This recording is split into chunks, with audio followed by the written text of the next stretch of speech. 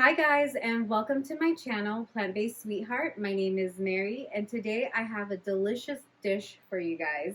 It's called SAYADIEH. My Middle Eastern friends, don't come at me. I know I didn't pronounce it right. SAYADIEH. I keep trying and it's just not coming out right. Anyways, this dish is called Fisherman's dish because normally this dish is made with fish. However, I don't eat fish, so I made it another way that a lot of people also make it. The story goes, my mom told me that like when you live in a village, at least my mom did, sometimes they would run out of fish at the little markets, so people decided to use cabbage instead of fish, and that's how they call it a fisherman's lie dish. I don't know how to some things don't translate from Arabic to English, so bear with me. I just really wanted to share with you guys these dishes. So that being said, let's get into this recipe. So let's get into the ingredients. And don't worry, like always, I have the recipe in the description, so no need to write it down. Here I have 2 cups of cabbage. It was supposed to be cut like slaw, like long pieces, and as you can see, they're like squared. I'm not a chef. I messed up, but I was not about to throw it away. We're just gonna do what we can. It's not gonna change the texture or the taste, so that's totally fine. And over here I have half an onion. I had a small onion, so I used half of it. With the onion, if you're a fan of onion, you can use more. If you don't like onion, you could use less. The onion is pretty much your whatever you prefer. You can't leave it out because then you're going to take out flavor and you don't want to do that. You can definitely also use, if you don't want to feel onion chunks in your mouth, definitely cut them smaller. Or if you don't like the texture of onion and you want to use onion powder, go ahead. You can just substitute it with a tablespoon and a half of garlic powder. And if you don't love a strong taste of it, then you can definitely use less. It's up to you how you want to go about it. Just don't leave it out because then you are compromising flavor. And over here I have the seasonings. That is a cinnamon stick, cumin, and I used 1 teaspoon of cumin. I used half a teaspoon of salt, and like always, salt is optional. If you are salt-free, then by all means leave it out. And then inside I have a pinch of red pepper flakes and a pinch of black pepper. Those are very optional. If you don't like spicy, then you can leave them out, but I like spice in my food, so I'm leaving it in. And over here I have 1 cup of rice. I use the par-boiled rice. I don't know, I love it. I grew up eating it, so that's what I'm using, but you can use any kind of rice. It's up to you. And over here I have some water. That is for my water saute because we are going to water saute the onions and the cabbage. So that's pretty much all you need. And you do need 2 cups of water for your rice, but every rice packet calls for different amount of water, so depending on what you're using, check the labels. For mine it's 2 cups of water. So let's get cooking. Okay, so first we're going to use the water to check the heat on the pan, and that is ready. So next we're going to add the onions.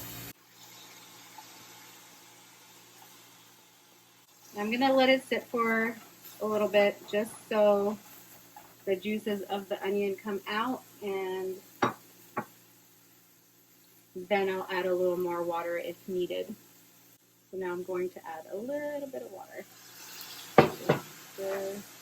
It's definitely helpful to use a non-stick pan. Out of here I'm going to use like a little pinch of salt to help get the moisture out. So I turned the heat up a little bit because I noticed that it's like slowing down on the sauteing. I had it on very low, so now I put it on number 2. So if you have a electrical oven, stove, then I have it on number 2, very low still. And now that these onions are translucent, next I'm going to add the cabbage.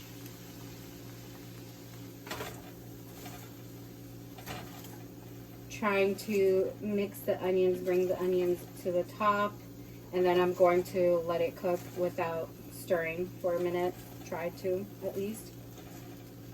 Alright, I'm going to let this do its thing.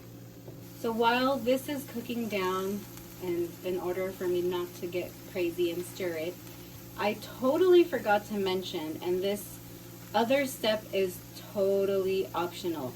So if you're doing Mary's Mini, you would skip this part. But if you're doing regular starch solution and you don't mind a little fat in your life, you can totally do this next step that I'm going to mention right now. It's a very optional, but it always will bring your rice to another level. And here it is. I've got pine nuts. I haven't roasted them yet, but I wanted to show you guys. So all I'm going to do is turn the heat and roast them. No oil, no water, no nothing. And then set those aside. You would top that on your rice. And, you know, I know when you're doing starch solution, you need to stay away from fats. But maybe a small sprinkle of them, I feel, wouldn't hurt if you wanted that extra flavor. But if you leave it out, it's not going to compromise the flavor. This is just to elevate it. And I'll show you guys after the rice is done how I roast them without water. But I just wanted to add that in because I totally forgot when I was going over the ingredients that this is one of them, but totally optional. Now let's get back to this guy right here. I still have the heat on number 2. It's still low because I'm not trying to burn the cabbage. And I'm going to stir it now. I'm impatient.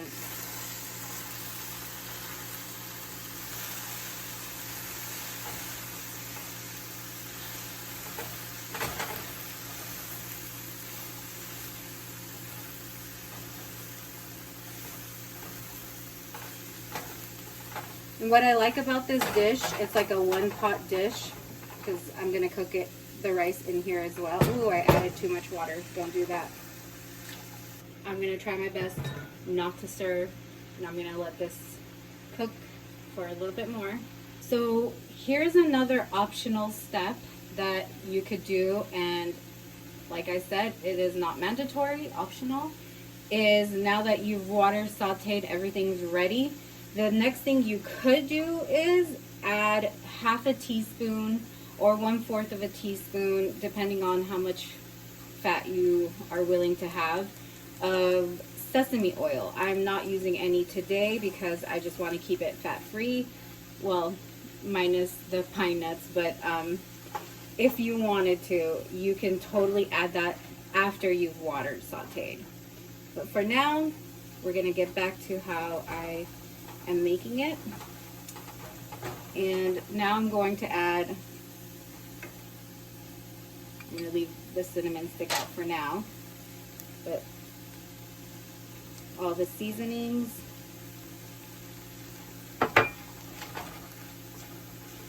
And by doing this, you're kind of bringing out the flavor of the cumin before you add the rice and the water, which will give your dish a really great flavor. Okay, everything's well incorporated. And next, I'm going to add the rice. And now I'm going to add the 2 cups of water and bring up the heat to medium-high.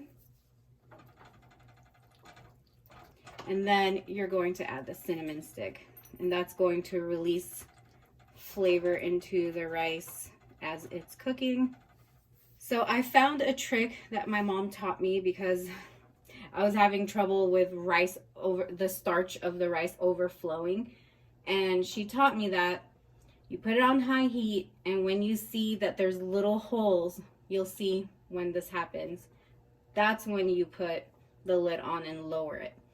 Because if there isn't those little holes in the rice, then that's when you get the starch overflow, and that drives me crazy.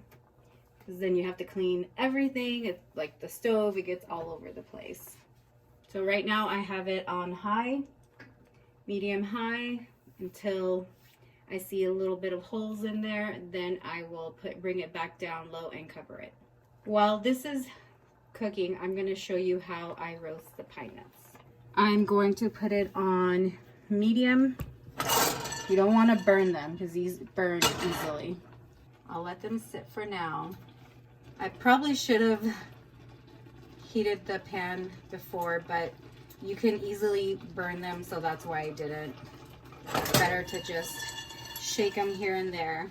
Okay, I'm gonna come back to this right here because it's actually cooking rather rapid. But do you see how there's little holes of bubbles?